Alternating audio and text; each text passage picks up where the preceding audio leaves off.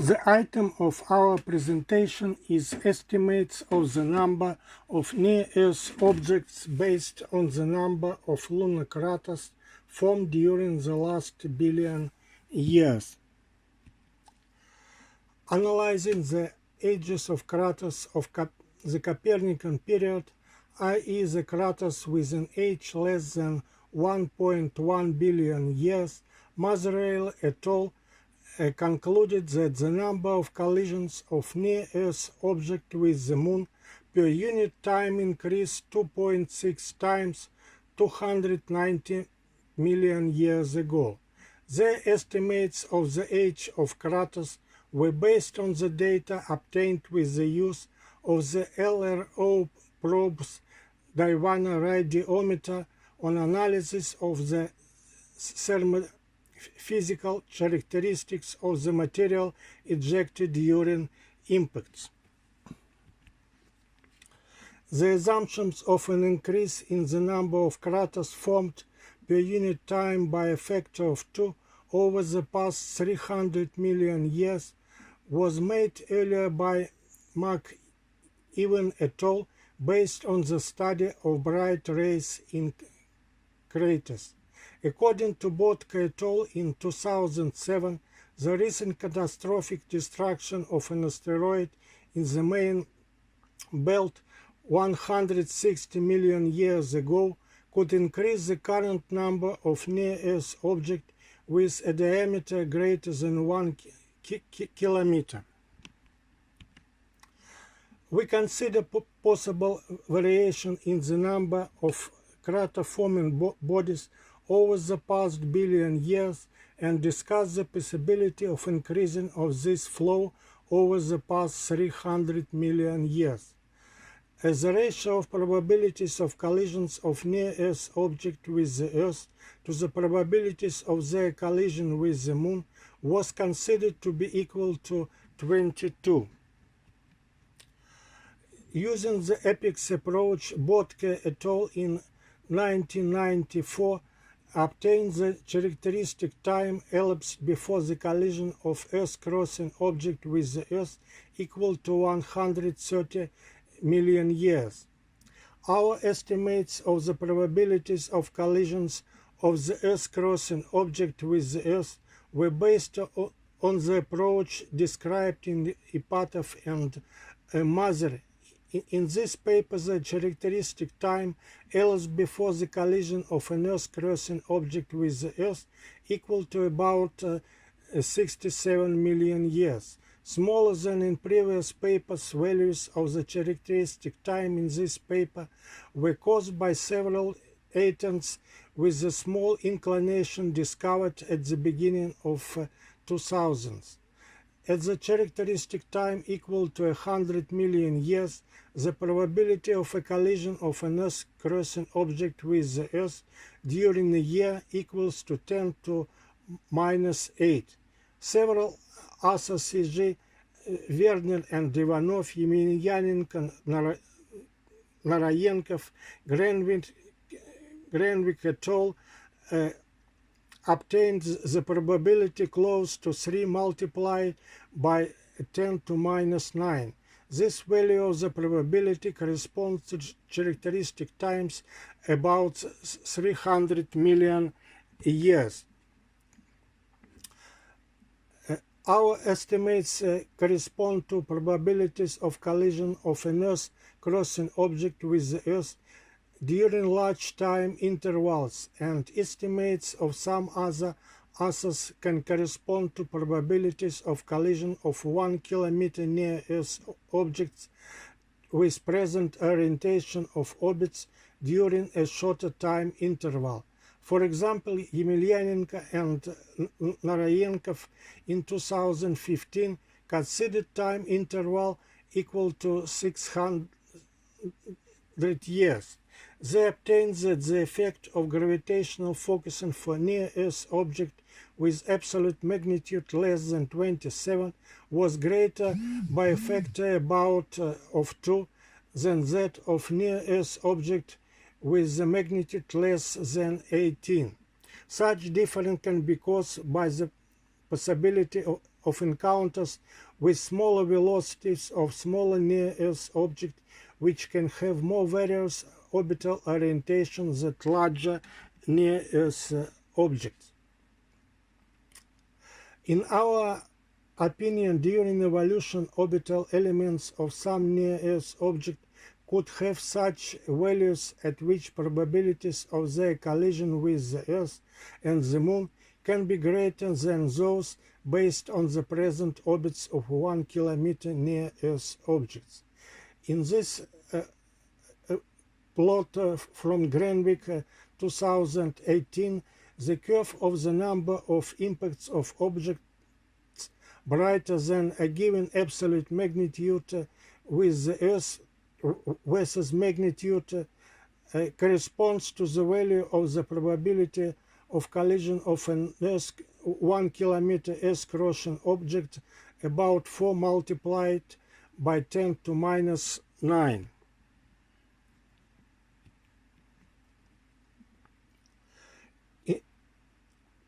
In order to be close to the data on bolides from Brown et al.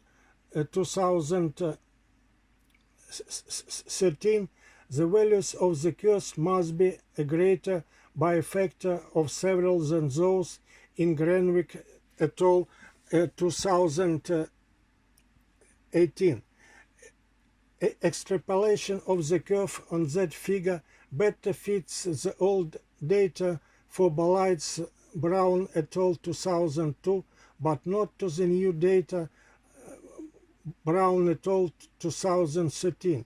Therefore, we suppose that in our estimates we can also use the characteristic time about 100 million of years.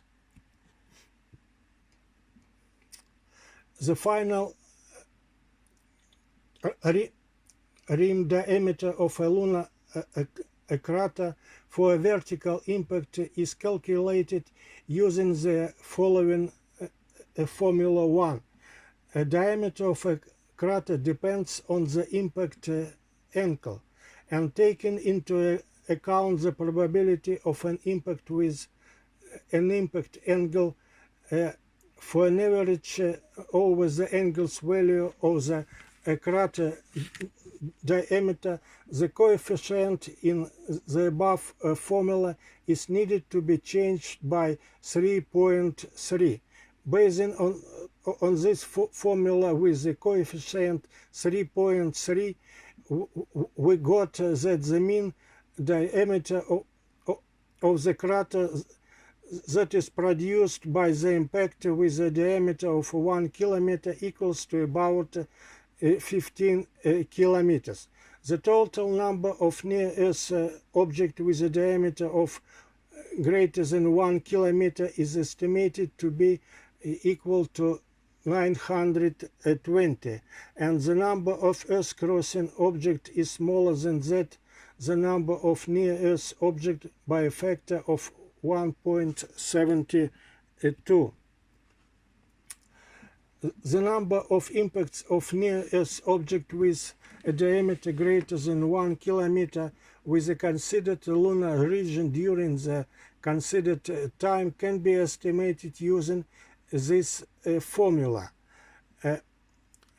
For the region of the seas and the characteristic time equal to 100 million years and considered time equal to 1.1 billion years, we obtain the number of impacts equal to 41. For the full surface of the Moon, the number of impacts equal to 267. Earlier we estimated the number of known craters with an age less than 1.1 billion years on the basis of the database from Lasiak et al. 2011. For new estimates of the number of craters, we used the catalog of lunar craters by Lasiak et al. 2015 as well as the data from Mazrael et al.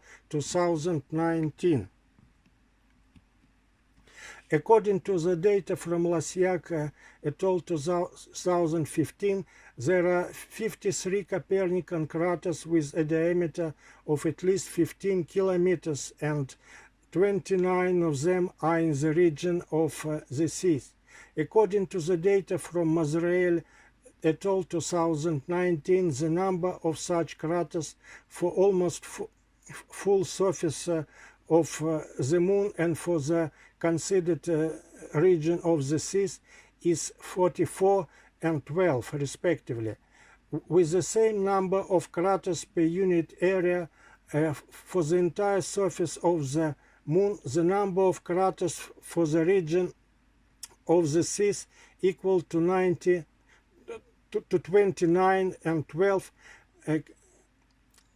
correspond to the estimates of the number of the observed craters equal to 187 and 77.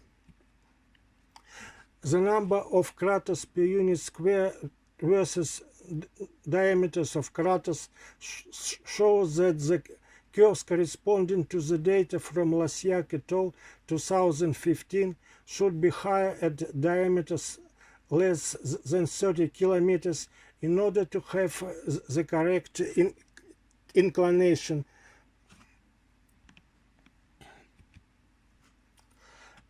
The above numbers of known craters show that in the region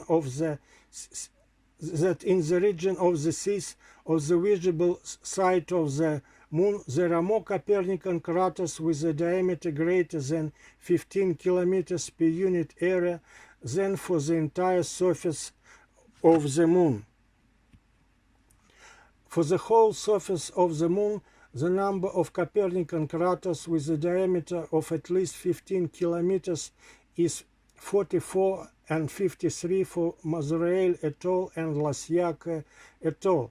These numbers are smaller by factors of 6 and 5 than estimated number equal to 267 obtained at the characteristic time equal to 100 million years, and are smaller by factors of about 2 and 1.7 for the characteristic times equal to 300 million years. The number of estimated craters equal to 267 also exceeds the number of craters on the Moon, considered by Mazrael et al. And Lasiak, if their number per unit area is the same as that for the considered region of the seas. The main result of Mazrael et al. 2019 is that the probability of collisions of near-Earth objects with the Moon increased 2.6 times 290 years ago. For their model, the number of formed craters would be 1.7 times less than the estimate obtained on the basis of the current number of near-Earth objects. Our above estimates allow an increase in the probability of collisions of near-Earth objects with the Moon by a factor of 2.6 about 290 years ago. With this conclusion, the paper of Mazrael et al. Agrees better with the estimates based on the number of craters per unit area for the region of the seas. We can assume that the number of Copernican craters per unit area for the entire surface of the Moon could be approximately the same as for the region of the seas. More detailed results of our presentation will be found in the paper which is in press in Solar System Research. Median lifetime of near-Earth object is about 10 million years, and therefore probably destruction of asteroids that cause the present increase in the number of new craters took place not only 160 million years ago, but also relatively recently. Mazzarelli et al. Also supposed that migration of fragments to the resonances that moved fragments to the Earth was slow due to non-gravitational forces. There could be several destruction of asteroids during the last 290 million years. Conclusions. The characteristic size of the lunar crater formed as a result of a collision of a 1 kilometer body with the Moon was estimated to be 15 kilometers. The number of known Copernican craters with a diameter greater than 15 kilometers per unit area on the seas, according to various authors, exceeds the same number for the rest of the Moon by a factor not less than 2. Our estimates do not contradict to the increase in the number of near-Earth objects after a possible catastrophic destruction of large asteroids of the main asteroid belt, which could have occurred over the past 300 million years, but they do not prove this increase.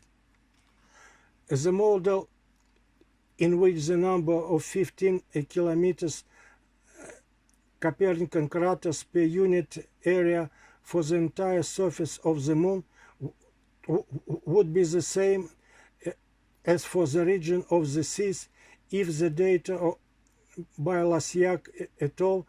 For diameter less than 30 kilometers would be as complete as for diameter greater than 30 kilometers. With such a probability of a collision of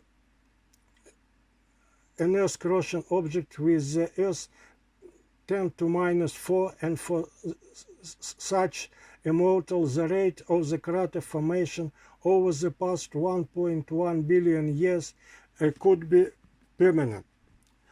I also would like to pay attention to the abstract by Feoktistova and me depths of the lunar Copernican craters. It was concluded that craters with a diameter less than 14 kilometers have depths greater than 1500 multiplied by diameter for the Maria and greater than 1400 multiplied by the diameter for the Highlands. Mere craters with a diameter less than 15 kilometers are simple craters. Complex craters are at the diameter have diameters greater than 18 kilometers. Some mere craters with the diameter between 15 and 18 kilometers are in the agreement with the approximation curve for the simple craters, and some such craters are in agreement with the approximation curve for the complex craters. Here represents the dependence of the ratio of Copernican crater depth to its diameter for the Highlands and for the Maria. The data for the seas are in blue. Mere craters are deeper than highland craters at the same diameter for a diameter less than about 40 or 50 kilometers, and the highland craters are deeper than mere craters for the diameter greater than 40 or 50 kilometers. Thank you for your attention.